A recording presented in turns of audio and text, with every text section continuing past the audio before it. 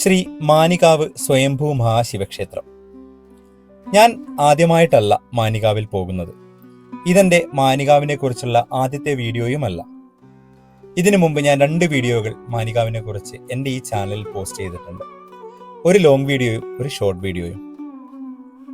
ഇന്നത്തെ ഈ വീഡിയോയുടെ പ്രത്യേകത എന്താണെന്ന് വെച്ചാൽ, മാനികാവ് ഒരുപാട് മാറ്റങ്ങൾക്ക് വിധേയമായിട്ടുണ്ട്. ഈ കാണുന്ന മതിലുകളോ ഈ കാണുന്ന പ്രവേശന കവാടമോ ഒന്നും അന്ന് മാനികാവിൽ ഉണ്ടായിരുന്നില്ല.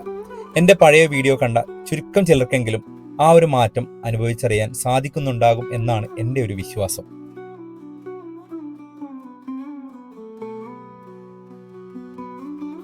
കാലഘട്ടത്തിനനുസരിച്ചുള്ള മാറ്റങ്ങൾ എന്നും എപ്പോഴും എവിടെയും അനിവാര്യമാണല്ലോ. പക്ഷേ ചിലതൊക്കെ നമുക്ക് ആ ഒരു പഴമയുടെ സൗന്ദര്യത്തോടു കൂടി നിലനിർത്തുന്നതല്ലേ അതിൻ്റെ ഒരു ഭംഗിയെന്ന് എനിക്ക് എൻ്റെ പേഴ്സണലായിട്ട് അഭിപ്രായമാണ്. മാനികാവിലെത്തിയപ്പോൾ തോന്നിയൊരു കാര്യമാണത്.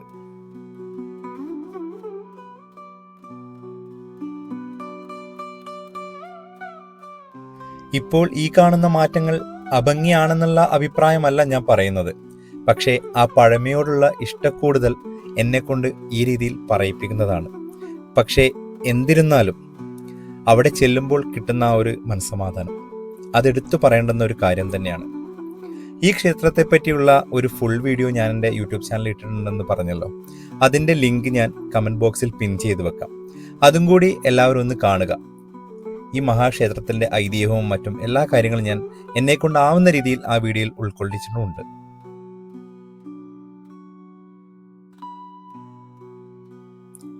ഇനിയും മടങ്ങി വരുമെന്ന പ്രാർത്ഥനയോടുകൂടിയാണ് ഓരോ ഭക്തരും അവിടെ നിന്ന് മടങ്ങിപ്പോകുന്നത്. അത് നമുക്ക് കാണുമ്പോൾ തന്നെ മനസ്സിലാകാൻ സാധിക്കുന്നുണ്ട്. ഞാനും അതേ മനസ്സോടുകൂടി തന്നെയാണ് അവിടെ നിന്ന് തിരിച്ചു പോയത്. എൻ്റെ ഈ ഒരു വീഡിയോ എല്ലാവർക്കും ഇഷ്ടപ്പെട്ടെന്ന് കരുതുന്നു. നിങ്ങളുടെ അഭിപ്രായങ്ങളൊക്കെ ഒന്ന് കമൻറ്റിൽ രേഖപ്പെടുത്തുക. മറ്റൊരു മനോഹരമായ വീഡിയോ ആയിട്ട് കാണാം. നമസ്കാരം.